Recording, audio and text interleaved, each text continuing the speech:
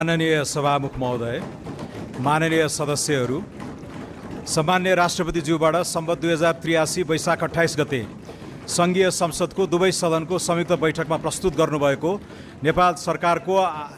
आर्थिक वर्ष 83-84 को नीति तथा कार्यक्रम उप प्रतिनिधि सभाका मान्य सदस्यहरूले उठाउनु भएको चासो, सुझाव र सरोकारका विषयमा सम्माननीय प्रधानमन्त्रीज्यूको तर्फबाट जवाफ दिन म उभिएको छु।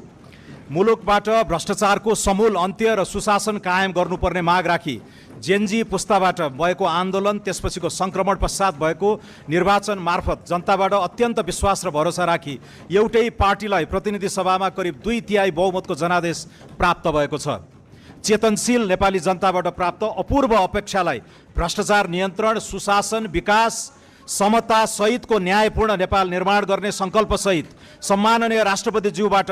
83 वैशाख 28 गते सङ्घीय संसदको दुवै सदनको संयुक्त बैठकलाई गर्नुभएको सम्बोधनका लागि नेपाल सरकारको तर्फबाट हार्दिक आभार व्यक्त गर्दछु।